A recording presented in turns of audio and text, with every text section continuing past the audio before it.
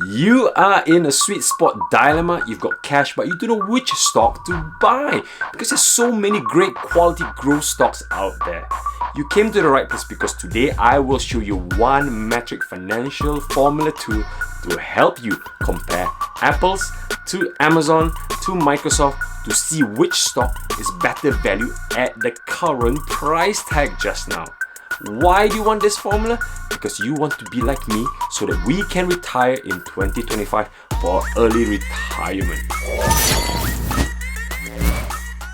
We are the Family Investments channel. We focus on saving, investing, and growing your wealth so you can spend more time with your kids. My daddy worked very hard for this one, so please like and subscribe. And ding dong! Enjoy the video!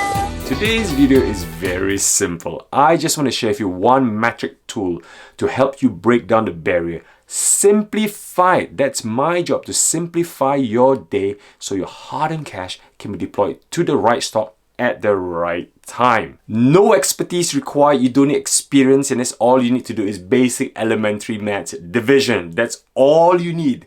Even my kids can do it. And once you learn this knowledge, you can take it and show you off to your mates who just want to yap, and you can use this tool and you go, no, high value, no, great value. That's all you need. And finally, if you stick till the end of the video, I promise you that you will get a table of the great 10 quality stocks that I will share that have done great earnings. Hey, before I begin, I need to give a shout out to my sponsor, StockCard.io, who made this video possible. And not only that, I needed StockCard.io as a tool, and also StockCard.io is a simple, very simple tool that you use to discover new stocks or existing stocks if they become overvalued or high potential or become low potential after the earnings. Great AI quality. And psst, a little secret.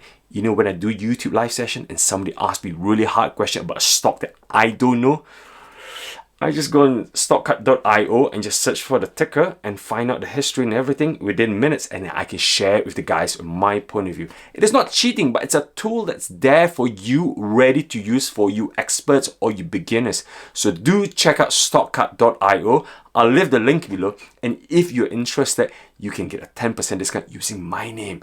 Don't tell the CEO because she's giving me the special discount for my good friends like you. House rules, okay? I've got 3 house rules that how you can use this formula to deploy. So the first one is the company needs to have a healthy PE ratio, price to earnings ratio.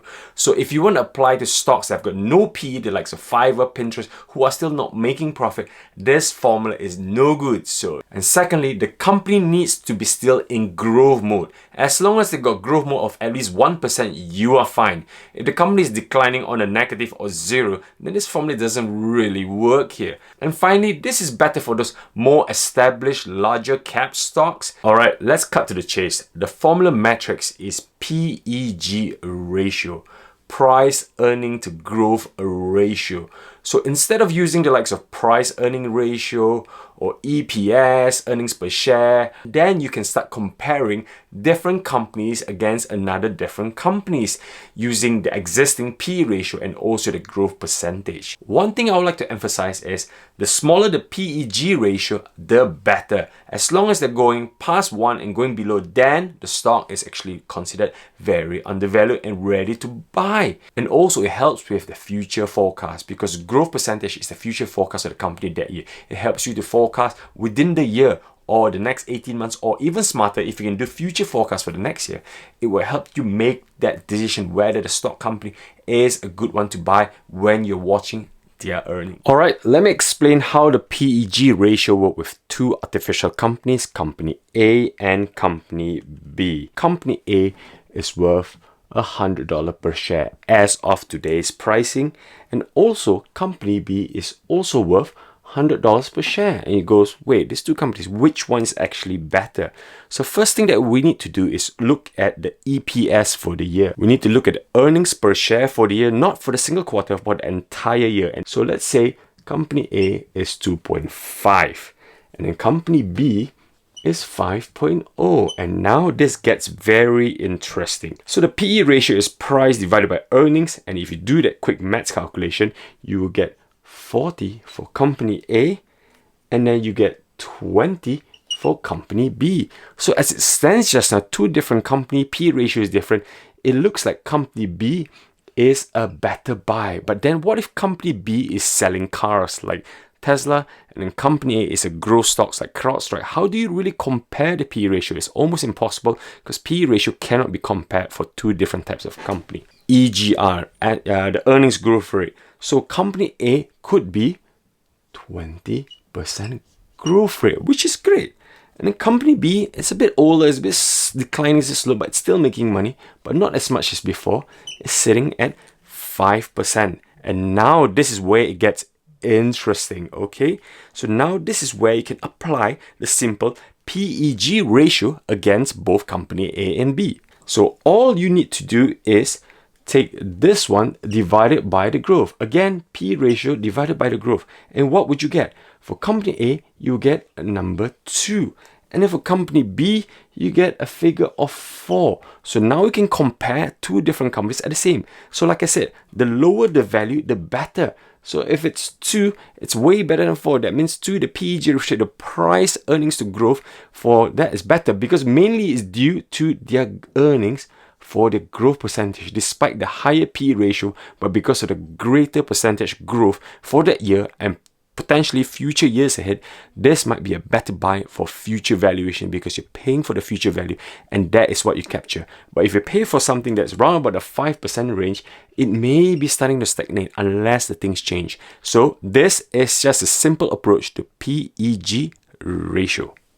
Now you know how the PEG ratio works. But now, as I promised you, 10 key stocks, mega cap stocks, which just done the earnings. You got the Apple, Tesla, Facebook, and all those great lots for you on this table.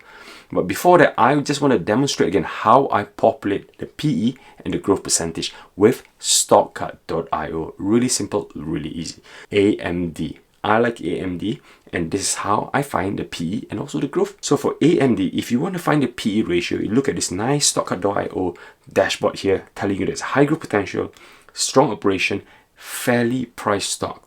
And to find the PE ratio, you have to go to the fairly priced stock, click on it, and then once you click on it, you have to expand the fair share price estimate and also the valuation multiple. To find the PE ratio for the specific time of the share price, it's located on the last 12 months PE ratio.